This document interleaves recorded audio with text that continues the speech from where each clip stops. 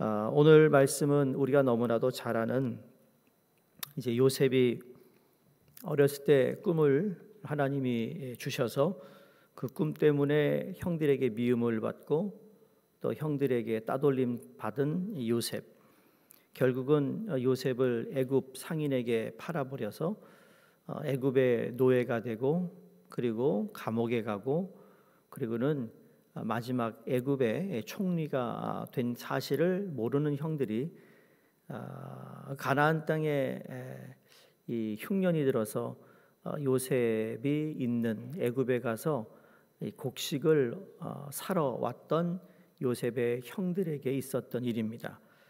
주로 우리는 중요한 사건들을 얘기한다면 요셉이 총리가 되고 또 이렇저렇게 해서 화해하고 또 뉘우쳐서 야곱까지 애굽에 와서 잘 살다가 야곱이 세상을 떠났다, 이렇게 우리가 알고 있는데 틀린 것은 아닙니다. 그런데 오늘 그 과정 속에서 하나님이 어떤 일을 하고 계시는가를 우리에게 보여줍니다.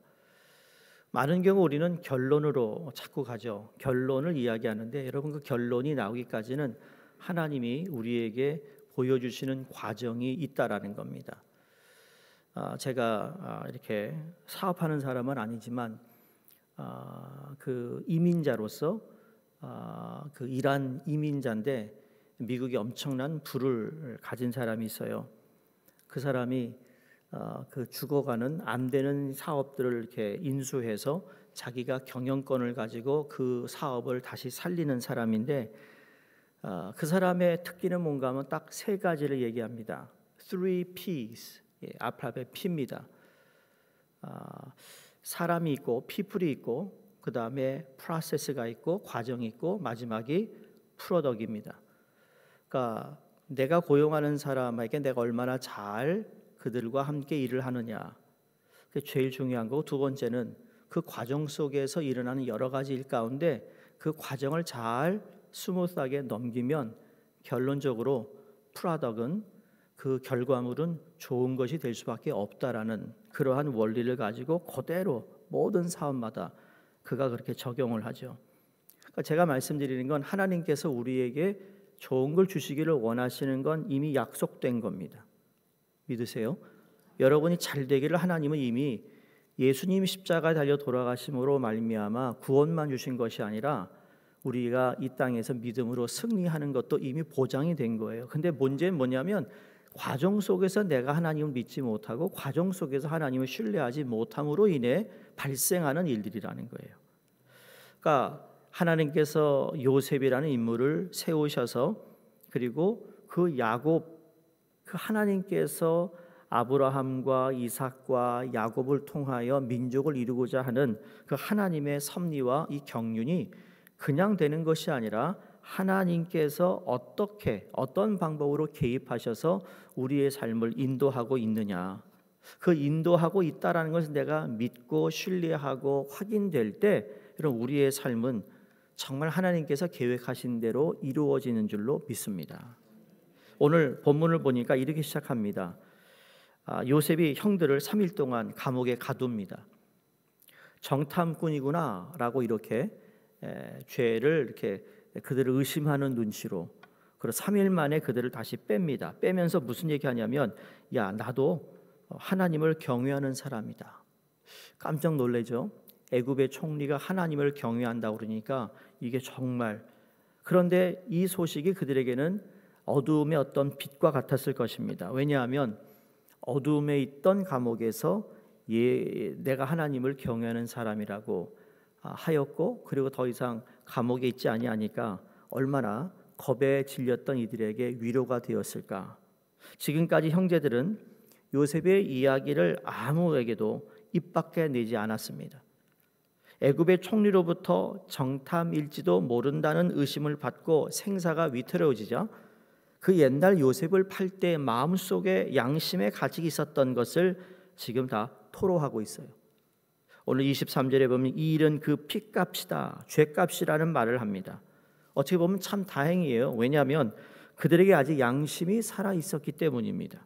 동생을 살려주고 싶은 마음이 있었다라는 거죠. 그런데도 그 마음을 억누르고 팔아먹은 것을 자기네들이 지금 형제들끼리 이야기하고 있어요. 이야기를 할 때도 가장 용감한 사람은 역시 그때 요셉을 살리려고 했던 루벤입니다. 오늘 성경 보니까 지금 요셉의 형제들과 그다음에 요셉과 사이에 통역관을 두어서 요셉이 지금 자기들이 하고 있는 말을 알아듣지 못할 것으로 생각하고 있었다라는 겁니다. 그런데 요셉이 그 말을 다 듣고 있었어요. 여러분, 지금 이 형제들이 자기네끼리 이야기하고 있는 이 상황을 어떻게 우리가 풀어야 할까? 뉘우치고 있는 모습 같나요? 근데 여러분, 뉘우침은 회개가 아니라는 걸 알아야 됩니다. 뉘우쳤다고 회개한 것이 아니에요. 지금 이 형제들이 뉘우쳤다고 회개하지 않았어요. 회개란 요셉의 형제들처럼 단순히 과거를 뉘우치는 것이 아닙니다. 그 뉘우치는 건 누구든지 합니다. 후회하죠. 이 형제들 사이에서는 아직도 서로에게 책임을 전가하려고 하는 모습이 있습니다. 이건 진정한 의미의 회개가 아니라는 거예요. 진정한 회개의 삶은 방식을 고치는 것입니다.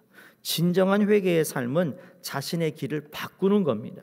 진정한 회개의 삶은 생각과 가치관과 생활 습관을 뜯어 고치는 것입니다. 그래서 요셉은 아직도 형들을 믿을 수가 없었습니다. 과거를 이야기하면서도 뉘우치고는 있지만 아직 무엇이 확실하게 달라진 것이 없다라는 거예요. 그래서 감정을 절제하면서 자신의 신분을 여전히 감춘 채 그들을 돌려보내는 겁니다. 그러면서 하는 말이 너의 막내 동생 베냐민을 데리고 오라. 베냐민을 데리고 오면 내가 너희들의 진심을 확인할 수 있겠다라는 마음으로 이 형들에게 막내를 데려오라고 합니다. 여러분, 베냐민이 있기 전에 누가 막내였어요? 요셉이 막내였어요. 요셉이 아버지의 그 막내 사랑을 다 받아서 그래서 시기하고 질투하고 그 동생을 팔아넘겼는데, 정말 당신들이 뉘우치고 회개하는 것이라면 정말 그 막내를 위해서 이 형들이 목숨을 바칠 수 있느냐 없느냐를 한번 시험하고 싶었던 것이죠. 그러면 형들이 어떻게 해야 진정한 회개가 되겠는가? 자신들이 동생을 팔아먹은 죄인임을 인정하는 겁니다. 그리고 그 죄를 짊어지는 거예요. 그렇지 않나요? 죄에 대한 대가를 치르는 거예요. 근데 우리는 죄에 대한 대가를 치르려고 하지 않습니다. 뉘우치면 됐다고 생각해요. 어떤 일이 벌어져가지고 큰 잘못을 했는데도 불구하고 내가 뉘우치거나 아니면 내가 회개하는 게 아니라 그냥 그런 일이 있었기 때문에 이렇게 된 거예요. 그리고 그렇게 나는 사과했다 그러면 다 끝나는다고 생각한다는 거죠. 그게 우리 믿는 사람들 사이에서, 아니면 여러분이 세상에 살면서 세상 사람들과도 그런 식으로 대한다면 우리는 진정한 사과를 한 것이 아닐 수 있다라는 거죠. 왜냐하면 요셉을 팔게 만든 근본 원인은 하나님의 말씀을 인정하지 못하는 시기심이었습니다. 그들이 진정한 회개를 한다면 자신을 주장하려는 지금까지의 자세를 버리고 말씀으로 돌아와야 하는 겁니다. 근데 그 말씀 때문에 내가 살던 죽든 전적으로 그 말씀에 자기 자신을 맡겨야 한다는 겁니다. 아세요?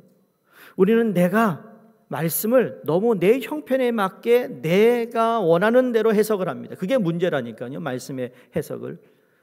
그 말씀을 내가 믿음으로 잡았을 때 이것 때문에 내가 손해를 볼 수 있겠구나. 내가 하나님 말씀을 붙잡았기 때문에 내가 어려움을 당할 수 있겠구나라는 그 상황이 벌어졌을 때도 말씀을 붙잡아야만, 여러분, 그때 하나님의 기적을 경험하는 거 아니겠어요? 내 머리로 계산해가지고 이렇게 하면 되겠고 A, B 이렇게 내가 계획을 세워놓고 그렇게 내가 선택을 하는 경우가 얼마나 많냐고요. 그리고는 나중에 가서 이것도 하나님의 은혜라고 얘기합니다. 근데 그건 진짜 반쪽 은혜죠. 반쪽 은혜. 하나님의 은혜를 내가 마음대로 생각한다는 거예요.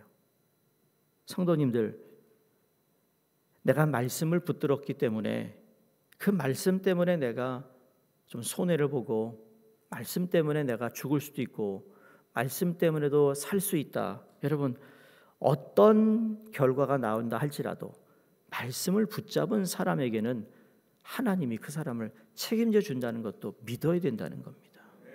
그게 믿음이에요. 그게 신앙이라고요. 오늘 본문이 우리에게 말씀하고 있는 것이 무엇인가 하면 참된 신앙을 가진 사람은 여러분 신앙이 없거나 혹은 신앙이 있다 하더라도 말씀대로 살고 있지 않는 가족들 있잖아요. 부모 형제 사이에서 분리와 갈등을 겪을 수 있습니다. 근데 여기서 중요한 문제는 우리가 그들을 도울 수 없다는 겁니다. 자, 요셉과 그 형제들은 서로 다른 환경에서 별개의 삶을 살았습니다. 무려 20년 동안 요셉은 형제들을 도울 수 없었습니다. 돕기는커녕 요셉이 얼마나 비참하게 살았습니까? 20년이 고생길이었어요. 고난의 길이었다고요. 역경이었다고요. 형들은 풍족하게 살고 있었지만 유독 요셉은 노예와 죄수로 살았어요. 20년 동안. 어떻게 형들을 돕겠어요?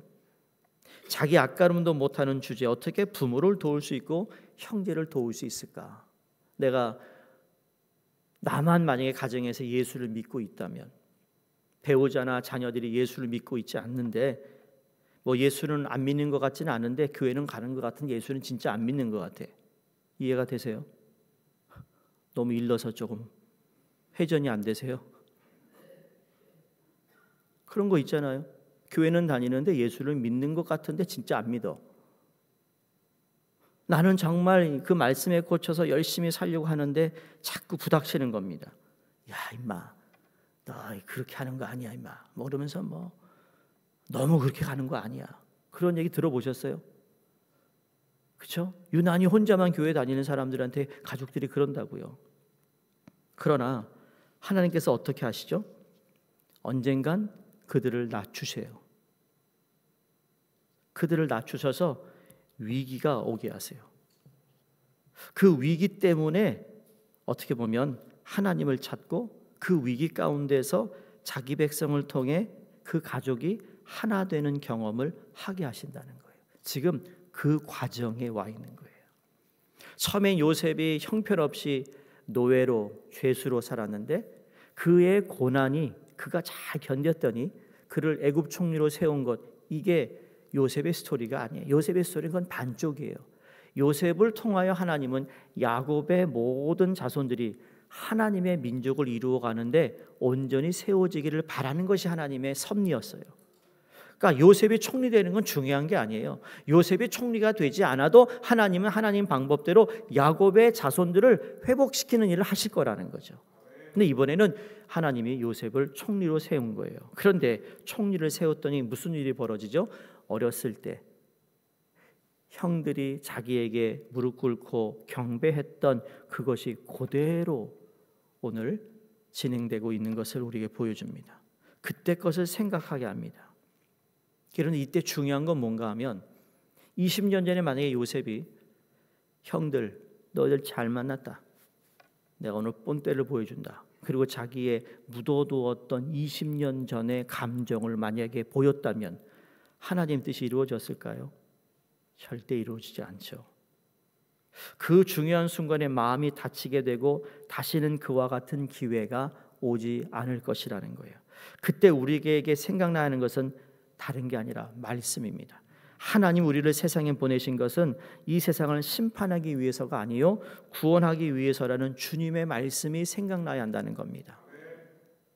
심판과 보복은 나에게 달린 것이 아니라 아버지께 속하시고 내가 보냄을 받은 것은 남의 잘못을 지적하고 공격하고 심판하기 위해서가 아니라 그들을 돕고 구원하기 위해서라는 생각이 들어야 되는 겁니다. 여러분 우리의 주위에 교회를 다니다가 안 다니는 사람 아니면 여러분이 가족 가운데 그러한 일이 있다면 그들에게 무슨 길티 필링을 주려고 하는 그런 게 아니라 하나님은 언제든지 다시 기회를 주시는데 그 기회가 왔을 때 내가 어떻게 반응하느냐가 중요한 거예요. 남편이 될 수 있고 아내가 될 수 있고 자녀가 될 수 있는데 여러분 인간은 항상 위기가 와요. 그 위기는 기회라는 거죠. 하나님께 돌아올 수 있는 기회. 여러분 자녀들이 교회를 다니다가 안 다닌다면 여러분 그들에게 위기가 올 겁니다. 그 위기 때 하나님께 돌아설 수 있는 기회로 만드시기를 간절히 바랍니다. 이 일이 절대 쉽진 않습니다. 20년을 요셉이 노예와 죄수로 살았다라는 거, 이거 엄청난 아픔입니다. 형제들이 원하는 것은 요셉과 근데 화해하게 온 게 아니잖아요. 곡식만 사가지고 가려고 했던 것인데 하나님은 요셉의 이 결정적인 순간에 베냐민을 담보로 요구합니다. 형들이 하나님의 은혜에서 달아나지 못하게 하기 위해서입니다. 곡식만 얻고 달아나 버리면 그동안의 고생이 무슨 소용이 있겠습니까? 저는 이민 우리 성도들 보면 그런 생각합니다. 여러분이 지금까지 몇십 년 살면서 고생하셨잖아요. 고생한 것이 누구를 위한 고생이었을까? 여러분 치료까지 잘 그래도 버티고 살아오시고 하나님 은혜 주시고 복 주셨는데 여러분의 고생이 헛되지 않기를 바랍니다. 자녀를 키운 고생도 헛되지 않기를 바라고 여러분이 지금까지 열심히 일한 것도 헛되지 않기를 바랍니다. 그 헛되지 않기 위해서 오늘도 이 아침에 나오신 거 아니겠어요? 만약에 이렇게 해서 곡식만 사고 만약에 간다 그러면 지금 자기에게 주어진 하나님의 큰 섭리의 기회를 놓치는 요셉이 될 수 있었을 텐데 요셉은 베냐민 막내 동생을 담보로 다시 돌아오게 합니다. 오늘날 많은 사람들이 교회에 올 때 심정이 이런 것 같아요. 세상에 워낙 믿을 만하지 못하다 보니 교회도 믿을 수 없다.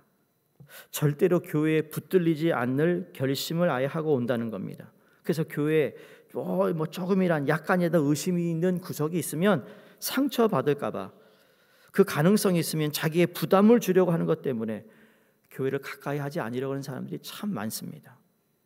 여러분 보세요. 요셉이 철저하게 자신의 감정을 절제하고 있지 않나요? 인간적인 정의나 눈물은 사람의 마음을 약하게 만들 뿐 아무것도 해결해 주지 못합니다. 여러분 우리가 하나님께 나와 기도하고 예배 가운데 우리를 만져주셔서 울 수 있습니다. 여러분 우는 것이 전부가 아닙니다. 눈물은 좋은 것이지만 울었다고 다 끝난 게 아니라고 여러분. 울었다면 그 울은 거에 대해 아까 말씀드린 회개, 그 회개의 자리라면 눈물로 끝나는 게 아니라 내 삶을 정말 바꾸어야 된다는 거죠.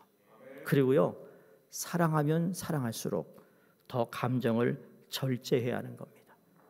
그가 하나님 앞에서 바른 모습을 회복하게 해야 하는 것이죠. 사람들끼리 눈물 흘리고 기뻐했는데 하나님께 등을 돌리고 돌아가 버린다면 그 눈물이 무슨 소용이 있겠습니까? 그 기쁨이 무슨 소용이 있겠습니까? 우리가 연단 받는 동안 믿지 않는 가족들을 위하여 아무것도 할 수 없다는 사실을 가슴 아파하며 스스로 비관하게 될 수 있습니다. 그러나 비관하지 마세요. 그들과 참으로 화해하고 하나 되는 길은 내가 하나님께 가까이 가는 겁니다. 지금 요셉의 형제들은 하나님께 가까이 갔다라는 모습이 보이지 않습니다. 그러나 요셉에게는 하나님이 누가 함께했죠? 함께 하셨다는 것이 계속 반복됩니다. 하나님 요셉과 함께했다, 교제했다, 하나 가운데 하나가 되었어요. 그 누군가가 하나님과 하나가 된다면 언젠가 모든 사람들을 하나 되게 하시는 하나님의 손길을 우리는 경험하게 될 것이라는 거죠. 그러니까 아무리 서로 오해하고 욕하고 틀어졌다 할지라도 내가 하나님께 가기만 한다면 하나님이 하나 되게 하심을 믿으시기 바랍니다. 그래서 하나님께 가까이 가는 것이 하나 되는 것을 기억하면서 부부 사이에서도 하나님께 가까이 나아가는 것이 하나 되는 길이고 형제 사이에서도 하나님께 가까이 나아가는 것이 하나 되는 길이고 친구들 사이의 진정한 우정도 마찬가지입니다. 언젠가는 기쁨의 날이 올 것인데 언젠가는 결정적인 순간에 우리 안에 있는 진실을 그들이 보게 될 날이 올 것이라는 거죠. 오늘 말씀을 통해 우리가 다시 한번 깨닫는 것은 하나님의 말씀은 반드시 성취되어야 만다는 것. 무려 20년이 흘렸지만 결국 요셉의 꿈은 성취되었고 그 모든 영광은 하나님의 말씀을 붙든 자의 것이 되었다는 것을 기억하시면서 오늘도 여러분이 어떤 삶의 상황에 있는지 아무도 다른 사람 모르지만 하나님은 아시잖아요. 하나님께 나아가 하나님과 하나 되는 거기에 더 많은 우리의 관심을 가질 수 있기를 주의 이름으로 축원드립니다. 찬송가 433장입니다.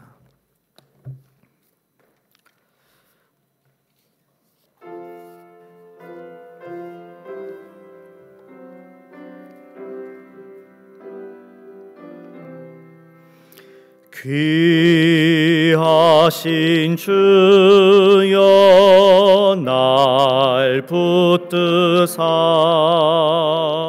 주께로 날마다 더 가까이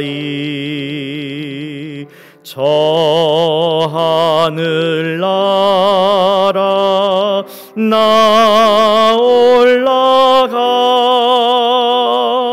구주의 품 안에 늘 안기어 영생의 복 받기 원합니다. 봉헌할 물건 나 없어도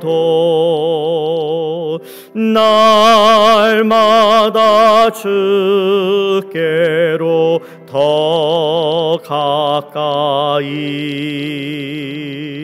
내 죄를 주께 다 고하니 주님의 보혈로 날 씻으사 눈보다 더 희게 하옵소서. 간악한 마귀 날 꾀어도 주 예수 앞으로 더 가까이 이 세상 속한 그 허영심 또 추한 생각을 다 버리니 정결한 마음 내게 늘 주소서. 이 세상 내가 살 동안에 주께로 날마다 더 가까이 저 배는 천국 나 들어가 한없는 복락을 다 얻도록 풍성한 은혜를 주옵소서.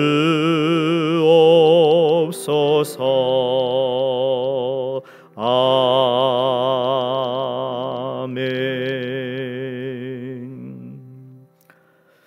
하나님 감사합니다. 하나님께서 우리에게 또 오늘 말씀을 통해 진정한 회개가 무엇이고 또 우리가 뉘우침을 하나님께 고백했다 할지라도 우리의 삶이 바꾸어지지 않고 가던 방향에서 돌아서지 아니하면 진정한 회개가 아님을 말씀을 통해 우리가 깨닫습니다.